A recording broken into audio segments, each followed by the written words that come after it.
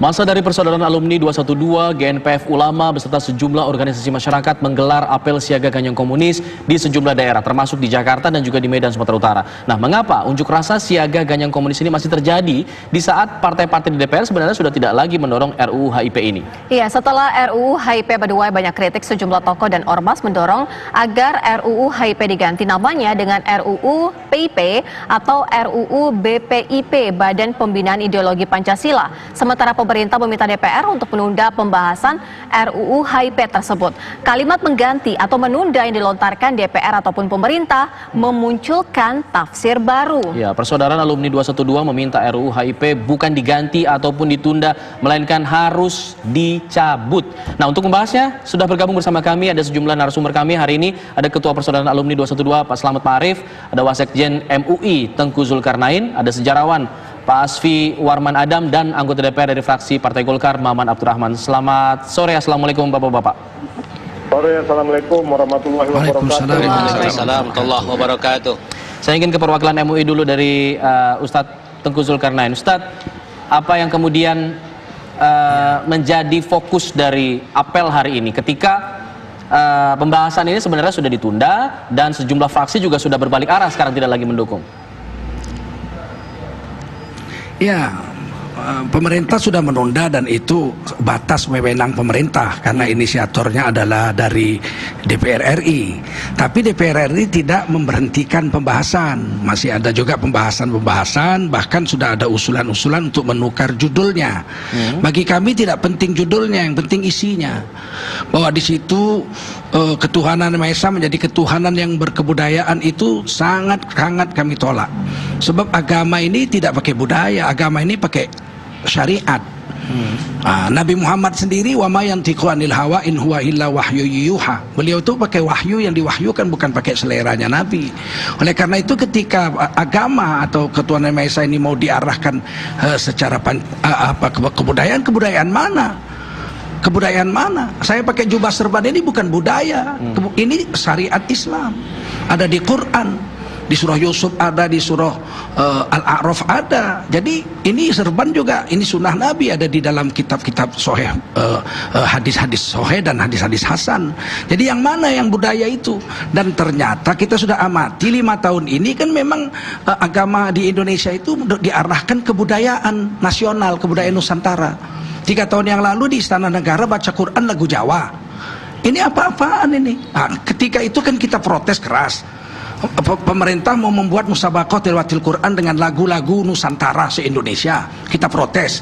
Kalau RUU ini jadi undang-undang, yang protes bisa ditangkap. Kenapa bisa ditangkap? Melanggar undang-undang. Ini yang berbahaya sekali. Jadi kita tidak mau. Apalagi komunis itu tidak dimasukkan, malah tetap dikeluarkan dari RUU itu, begitu. Ustadz, artinya demo ini ditujukan untuk siapa? Pemerintahkah? Karena tadi Ustadz mengatakan sudah 5 tahun ini bahwa memang lebih ke arah condong ke kebudayaan dan lain sebagainya. Iya, ya pertama kan pemerintah kan haknya katanya sudah sampai ditunda. Tapi ucapan-ucapan pemerintah tidak diyakini benar. Seperti Presiden bilang sama sekali belum baca. Sedangkan dia petugas partai PDIP. Nah, PDIP terlibat dalam usulan ini. Mereka tetap berkeras untuk meneruskan rancangan undang-undang ini. Mustahil dong seorang petugas partai tidak membaca apa yang menjadi visi misi daripada partainya.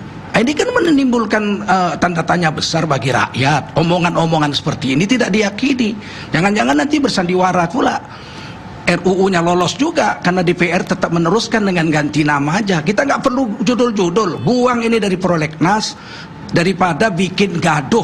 Nanti kalau ketuhanan yang Maha Esa ini menjadi berkebudayaan, Pancasila jadi gotong royong, kesepakatan negara ini 18 Agustus bahwa falsafahnya Pancasila, Undang-Undang Dasarnya 45. Ini orang Islam bisa tarik diri, bubar negara ini. Baik.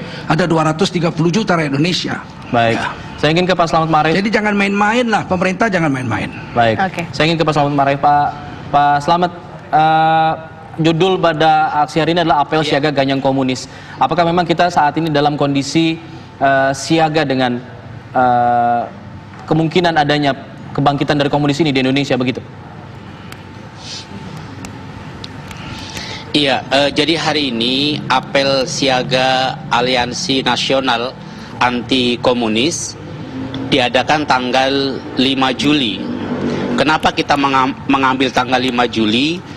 Pertama, kita ingin mengingatkan semua anak bangsa bahwa 61 tahun yang lalu ada fakta sejarah yang tidak bisa dipungkiri oleh seluruh anak bangsa Indonesia, bahwa ada dekret presiden 5 Juli tahun 59, di mana dekret presiden tersebut 5 Juli tersebut telah menyelesaikan segala urusan perdebatan ideologi.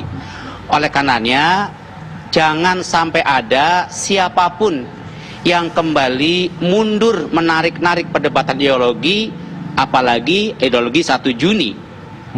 Yang kedua, bahwasannya perdebatan ideologi dan dasar negara ini kan telah selesai, maka jangan sampai pula ada yang mencoba-coba mengubah Pancasila menjadi Trisila atau Ekasila. Lewat 5 Juli itu pula kita menganggap bahwa persoalan Pancasila itu sudah selesai. Oleh karenanya jangan ada yang menafsirkan Pancasila sesuai dengan seleranya masing-masing, apalagi Pancasila akan ditafsirkan menjadi tafsir tunggal negara. Nah, ini nggak boleh. Nah, kemudian kita melihat bahwa pasca reformasi ini kebangkitan komunis, bangkitnya kembali komunis, indikasinya semakin tahun semakin meningkat. Di berbagai lapangan kita menemukan fakta dan data di mana indikasi itu terus meningkat untuk kebangkitan komunis. Mereka sudah berani terang-terangan membuat buku, saya bangga jadi anak PKI masuk ke parlemen. Kemudian mereka berani mengadakan simposium, pertemuan anak keturunan komunis yang ingin membangkitkan kembali neokomunis. Kemudian juga fakta-fakta di lapangan kita mendapatkan berbagai buku, berbagai logo, berbagai kaos yang di situ ada atribut-atribut PKI. Dan Anda melihat ini tidak ada penanganan dari pemerintah mengenai hal itu selama ini?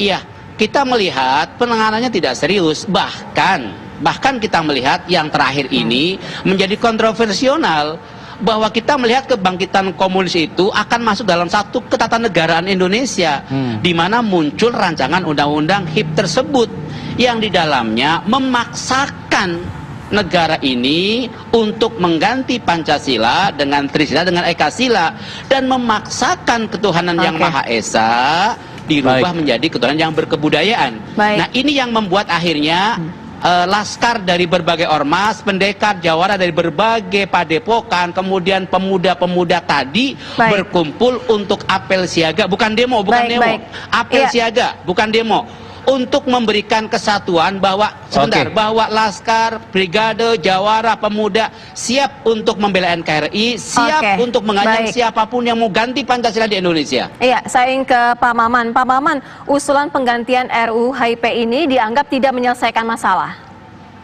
Begini, Assalamualaikum warahmatullahi wabarakatuh. Waalaikumsalam warahmatullahi wabarakatuh. Terima kasih banyak Mbak Iwan sudah membuat acara ini.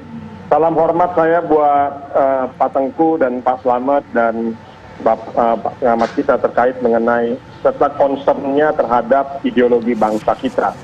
Saya selaku anggota DPR dari fraksi Partai Golkar memberikan apresiasi setinggi-tingginya kepada seluruh umat, kepada seluruh publik, kepada seluruh masyarakat yang memang sampai hari ini masih konsisten berdiri di garda terdepan di dalam menolak dalam mendorong ataupun tetap menjaga marwah Pancasila. Di dalam doktrin partai kita, Partai Golkar, kita juga betul-betul memiliki doktrin sebagai pengamal dan pembela Pancasila. Kita setuju bahwa suara untuk mempertahankan eksistensi Pancasila sebagai dasar negara kita harus terus diperjuangkan. Artinya saya angkat topi kepada Pak Tengku dan kepada Pak Slamet untuk menghormati tersebut. Dari awal posisi Partai Golkar tegas mengatakan bahwa kita mendukung RUU terkait penguatan pelembagaan BPIP. Itu dulu ya, kita harus tuntas dulu.